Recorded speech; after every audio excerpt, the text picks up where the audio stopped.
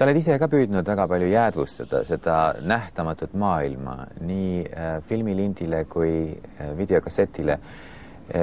Näiteks, kui ma möödunud aastal Marokos olin ja püüdsin teha pilti ühest väga huvitavast eeslirakendist, siis islamlane oli mind nõus kohe pitsaga lööma, et ma oma kaamera ära paneksin.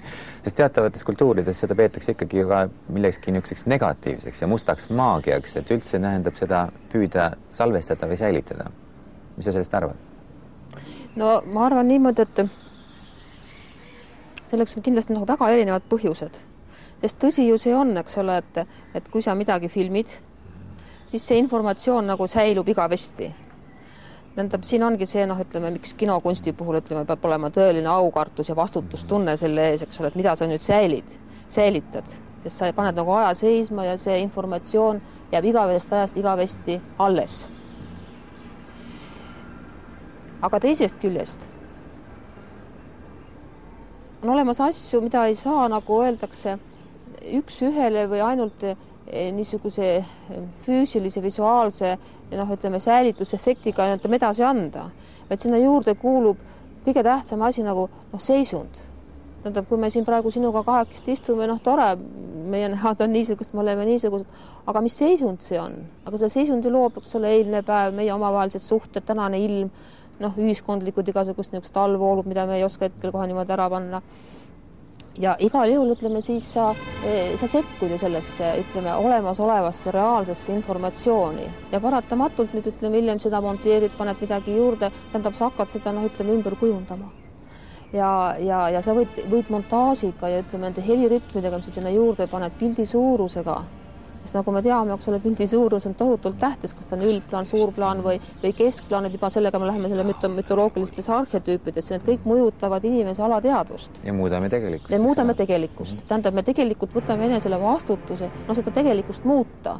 Aga nii kui me muudame tegelikkust, siis tegelikult me sellega siseneme ka sinu alateadvusesse ja võtame vastutuse ühesõnaga sekkuda sinu, ütleme, mõjutamisesse. Et selles mõttes on see väga tõsine asi ja ma olen täiesti aktsepteerin selle, ma saan sellest aru, et me võime väga labasti näiteks reklaaminippidega, eks ole, mõjustada inimest ja võime väga sekkuda tema, ütleme, nendesse valdkondadesse või, ütleme, peidetud sfääridesse, mille olemasolust ta ise üldse ei tea, mingisugusesse, ütleme, aju osasse. Mul oli see kontramortemi saade Eesti Televisioonis, kus ma üritasin neid asju lahti rääkida, aga kuidagi nagu pähe tuli vastukaja. Näiteks, kui me praegu tohutul hulgal näitame televiisoris ja ka kinolinal on agressioon, ükskõik millisel kujul siis. Agressioon ja, ütleme, ka siis seksuaalsus. Siis ei ole ju saladus, eks ole, et see jõud on, ütleme, inimeses kõige algelisem jõud. Tähendab, tema elujõud või, ütleme, eksistentsi jõud on nagu ühes lättes. Eks ole, võime ka seksuaalset jõudu nimetada näiteks loomisjõuks. Nüüd üle vastavalt sellele, kuidas siis minu niisugune arenguline rida on, kuhu ma ta siis suunan, mis ma ta ka teen. Kui ma ei kerki ülespoole, ma võin selle suunata ainult agressiooni peale, eks ole, kedagi lüüa, tappa teha. Aga nüüd selle informatsiooni suunamine hakkab sõltuma sellest, kuidas ma seda seisundit inimesest tekitan. Eks ole, üks asi on see, et ma näitan seda agressiivset pilti, näiteks, eks ole, mingi murvaseen kuskil, eks ole. Ma võin seda väga erinevalt moodi inimese alateadusse viia. Ma võin tekitada temas eneses selle soovi, aga ma võin ka tekitada temas selle vastu tohutu protesti. Kaatar siis, et sa elad selle läbi ja sul pole uuesti läbi elada, eks ole? Ja vaata, aga see on muidugi kohutavalt vaieldav asi, see läbielamise asi. Tegelikult on ikkagi vist ilmselt niimoodi, et see, mida sina läbi elad, mingis annuses muutub sinu enesekarmaks. Tähendab, see muutub ju sinu isiklikuks informatsiooniks.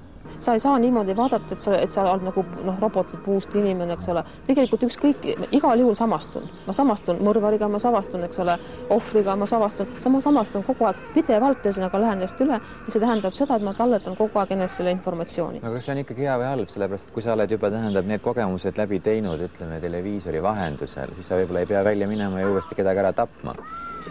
Et see on jällegi küsimus, kui palju me tahame korrata neid kogemusi või neid uuesti läbi elada, kui nad on, ütleme, võib-olla tõesti eks ole, agressiivsed, negatiivsed või kuidas sa suudaksid seda energiat siis transformeerida. Ütleme näiteks, eks ole, et see on see agressioon, see ürgne agressioon, kuidas saaks seda muuta millekski tähendab võib-olla positiivsemaks?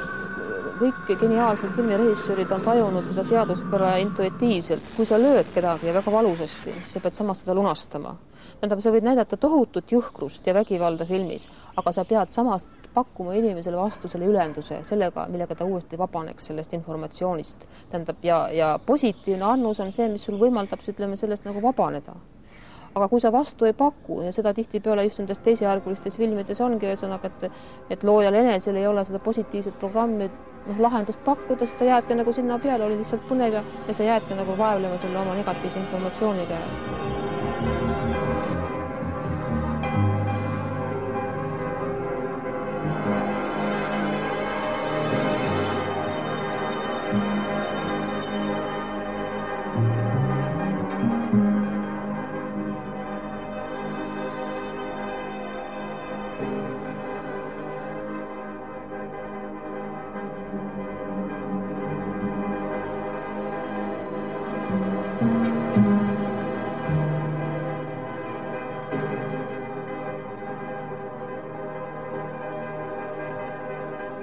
Kuidas see meid siiski tähendab, ütleme seesama energia, mida tekitab kas film või raamat või mingi kujund, kuidas me seda kaasas kanname ja milleks ta võib meid hiljem mõjutada?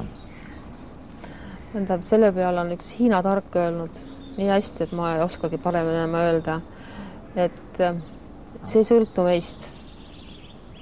Hea pilt ja tema vaatamine ei sõltu mitte minust, kuidas ma teda saan endaga kaasas kanda, seda vastu võtta, vaid see sõltub sellest pildist ja selle pildi loojast. Tulis nüüd looja juurde, kui võtta seda veelgi kõrgemalt, kaugemalt, eks me kõik oleme ju omaette väiksed jumalad, no, aga sina oled tulnud väga palju huvi ka möödunud või ka järgmiste elude vastu ja need on ju tegelikult justkui meie praegusest mänguväljakust väljas, eks ole, tähendab, et kuivõrd palju me oleme praegu siiski sõltuvad või loome ise oma seda elu ja kuivõrd palju ta, ütleme, kestab edasi veel kuhugile mujale ja kui palju ta on seotud üldse kosmosega. Sa oled isegi seda püüdnud natukene filmilindile jäädvustada. Vaataksin ühte lõiku ühest daamist, kes on väga tugevas sidemes oma möödunud inkarnatsiooniga ja hoopiski teises ajas, teises ruumis ja teisel maal. Ta kujutas vist ette, et ta on elanud Indias. No selle naisega on ka ilmselt midagi taolist olnud, et ta on kuskilt juba väga varasest lapsepõlvest lummatud olnud ühest kindlast kultuurist ja ühest kindlast niisugusest, nii nagu iga rahvas kannab oma kindlat helide rütmi või värvide rütmi või ma ei oska ütelda veel mingit nähtamatut maailma. Ja ilmselt see naine oli sellega väga tugevalt niimoodi seotud, et lapsepõlvest peale ta tundis kohe jäägitud andumuste vajadust nagu selle järele. Ja unenägudest hakkas ju neid niisuguseid pisikseid seiku nägema elus ja ilmselt, eks ole, need piirsituatsioonid, kus me üle elame midagi väga ränka, ükskõik kas see heas mõttes või halmas mõttes, eks ole, need on niivõrd tugevad laengud, et nad võivad nagu meiega nagu kaasa jääda, ükskõik millises elus me siis kulgeme. Ja võib-olla nende läbi siis nagu hakkab ka, ütleme, taastuma see informatsioon, mis sa siis nagu võib-olla oled kandnud endaga. Nii et tema puhul on see muidugi nii, et see on ilmselt nii, aga väga raske on seda muidugi tõestama hakata, see tähendaks seda, et me peaksime ütleme, tegelikult koha peal välja sõitma. Me Kanal 2 oleme näidanud ebatavalisi lugusid ja nendes lugudes on ju seda üsna palju ka ära tõestatud. On tõesti olemas inimesi, kes mäletavad täpselt mingisuguseid asju, mida on hiljem võib-olla ajalooürikutes võimalik kontrollida. Ja sulgi on vist olnud kokkupuuteid inimestega, kes väga täpselt mäletavad mingisuguseid seiku või mingisuguseid fakte, mida sa oled hiljem kontrollinud. Jaa, mul on päris mitu põnevat lugu. Näiteks üks daam, kes mäletab ennast Betsi von Balenina. Temaga me käisime Palmse mõisas ja ta näitas neid paiku ja kohti, kus ta arvas, et ta on enne elanud. Ja tõepoolest talle sellel kohal käies, eks ole, meenuvad teatavad seigad, faktid, näiteks kas ütleme mingi mööbli paigutuse kohta või millegi niisuguse kohta, millega praegu ei ole niisugust käega katsutavat tõestust olemas. Aga kui siis kuulad töötu ära ja hakkad pärast ajaloolaste käest või koduluurijate käest uurima, siis tõepoolest jah, mingisugused fotod, mingisugune allikas on selle kohta olemas, et ta on niimoodi olnud. Et on võimalik. aga ma tahan ütelda seda, et see on tegelikult palju keerulisem, ega see nii lihtlabane ka ei ole. Noh, ma toon näiteks niisuguse momendi. Ma filmisin seda Petsit ja palusin temal astuda kiriku aia väravast sisse ja minna siis lahtise kiriku suunas. Ma filmisin seda selleks, et ma tahtsin näha, kuidas ta kõnnib Petsina, pikas kleidis, et kas ta tunneb ennast hästi, kas ta elab sellesse rolli nagu sisse. Ja mõtlesin niimoodi omaette, et huvitav küll, et käia sa oskad, aga et kuidas sa nüüd jookseksid. Ja uskumatu küll, ta pöörab ringi ja hakkab jooksma. Tuleb minule ja küsib siis niiviisi, et kas niimoodi või? Ja siis on minu jaoks arusaamatu see, et kelle informatsioon ja mismoodi siis nüüd kulges.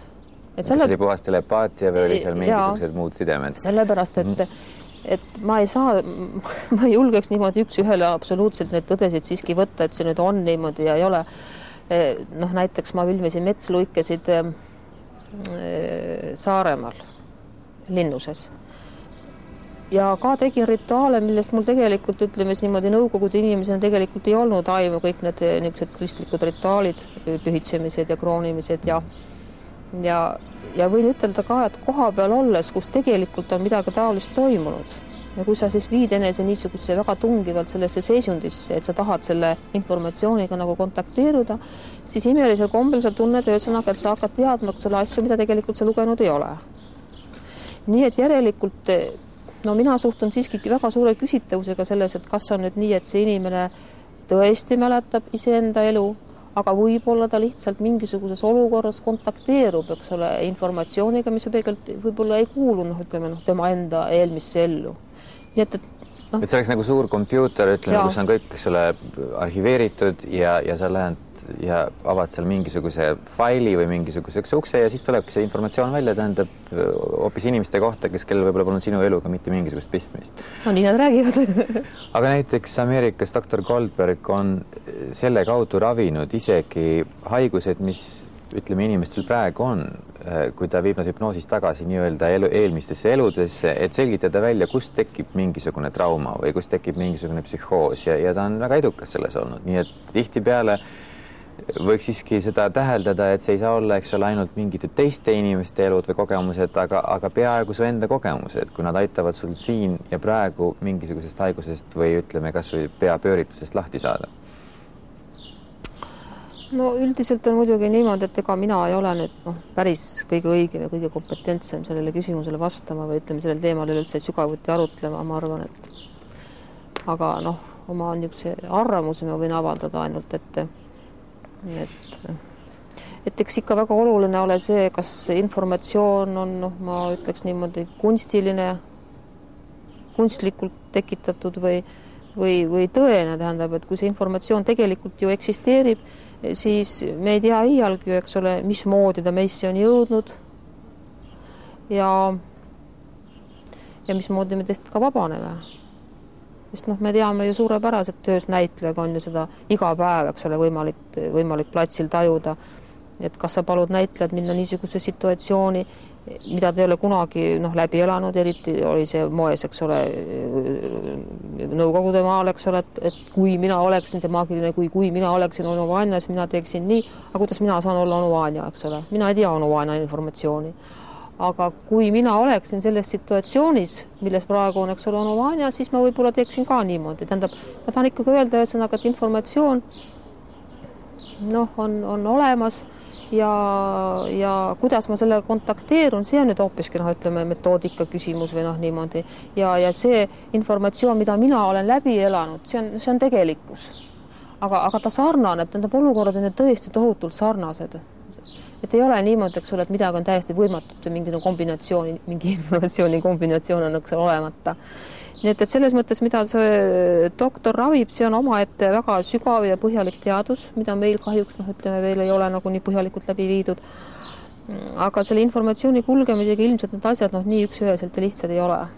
Tähendab, ei saa kindlasti öelda niimoodi, et see on tingimata minu eelmine elu. Tähendab,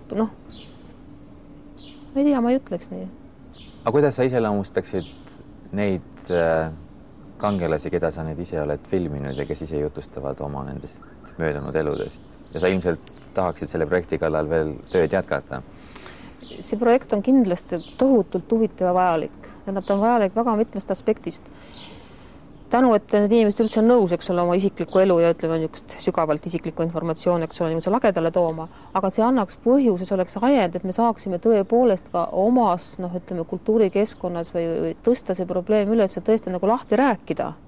Ja nii palju kui võimalik, eks ole, küsitleda meie oma inimesi ja tuua need näited, eks ole, ütleme niimoodi ekraanile ja küsitleda ka neid inimesi, kes võib-olla on kompetentsemad, eks ole, seda informatsiooni nagu ütleme lahti rääkima ja analüüsima. Sellepärast, et ega see inimene ikkagi ei ole nii põhjalikult ära uuritud, et me nüüd ei peaks sellest veel rääkima. Eriti praegu, kus me niimoodi tohutult palju paneme jõudu selle peale, et tema niisugust olmeelu, eks ole, parandada, siis tegelikult vajaks täpselt samamoodi veel sügavat uurimist inimese aju ja tema niisugused vaimsed võimed ja nende võimete, ütleme, ergutamine või nende võimete vallandamine või Eesti rahvasvaeline, nagu me oleme, eks ole, võiksime selle ka kuulutada oma niisuguseks rahvuslikuks varaks, ütleme näiteks niimoodi, et meie anne on meie kõige suurem varandus ja võib-olla siis äkitselt sellest aspektist lähtuvalt, eks ole, hakkaks mõtlema, kuidas me selle heaks midagi ära teeksime, mitte ainult, et mets, mis kohe veel niimoodi ära on müüdud või ütleme mingid maapõuevarad, aga ütleme, et iga inimene kõnnib siin ringi ja kannab eneses kaasa, eks ole, nii suurt varandust nagu aju. Aga mõttel on ka oma tähendus, kui sa väga palju millestki mõtled, siis äkki see veel saab teoks? Ja räägitakse niimoodi, eks ole, et mõtteosakene, mida nimetatakse siis leptoniteks, et nendel on oma kaal. Isegi 0,1 astmes -17, et mõttel on tõesti oma jõud. Kõrged mõtted see puhannega, pole ilu ilma rahata. Syrjad magas sarde vahet süda, ega elud muud ei taha. Raha võivad sind ja iga vene. Elu lühikene raha pikku, kell on vähe või on natukene. Sellel puudu velge, tulevik. Kas sa ise alati kontrollid oma mõtteid ja püüad hästi mõelda, nii et need mõtted mõjutaksid ka mingisuguseid positiivseid protsesse? Vot see on juba kehvem lugu. Mul on nii tugev geneetiline kood oma mitte vaimus, ütleme ihus, kaasas oma esivanematelt, oma rahvuselt, eks ole, ihade ja tungide maailm, mis meis kõigis võtab jõudu.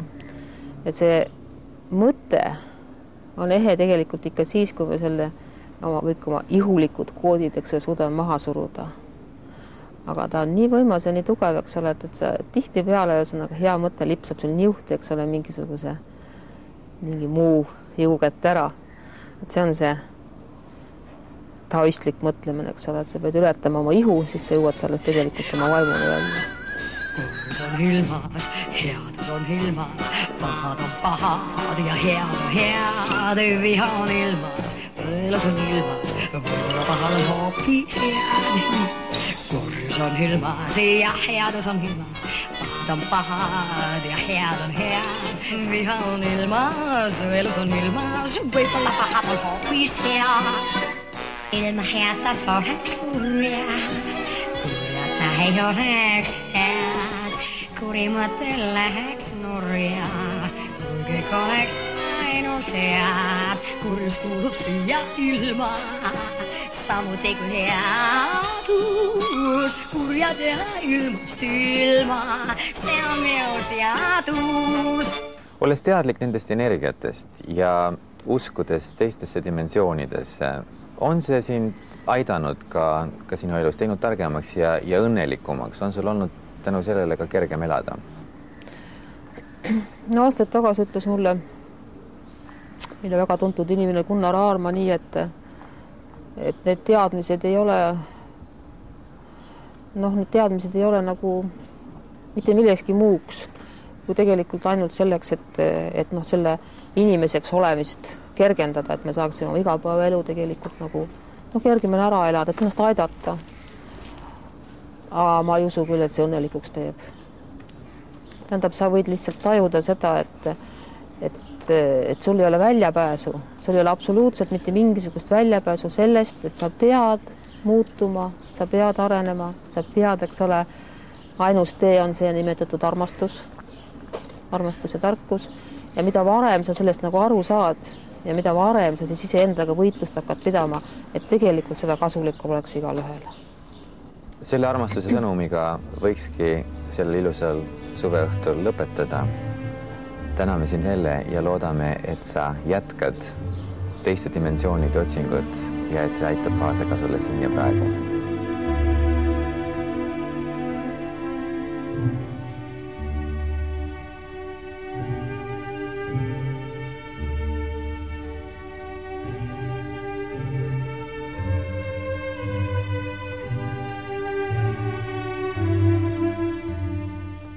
Miljonid inimesed usuvad, et on elanud enne ja sünnivad uuesti. Juba 2500 aastat tagasi uskusid indiaanlased, kreeklased ja hiinlased reinkarnatsiooni. Kreeka filosoofid Pythagoras ja Platon olid veendunud, et hing tuleb tagasi. Inimesed, kes usuvad reinkarnatsiooni, elavad teadlikumalt ja õnnelikumalt. Nad mõistavad, et ühe elu jooksul ei lahenda ära kõiki arenguprobleeme. Nad on oma hädade suhtes kannatlikumad ja teiste puuduste puhul mõistvamad. Oleks huvitav, millise hinnangu annaks teaduse maailm inimese eksistentsi mõistatusele, tema eetilis-moraalsele, sotsiaalsele, poliitilisele, geneetilisele ning rassilisele arengule reinkarnatsiooniteooriast lähtuvalt. Kui me tõesti peame korduvalt tagasi tulema sellesse maailma, kas siis selle mõistmise valgusel ei tuleks meil muuta ka oma mõtteviisi ning süvendada vastutustunnet oma eneseelu ja kogu maailma käekäigu ees?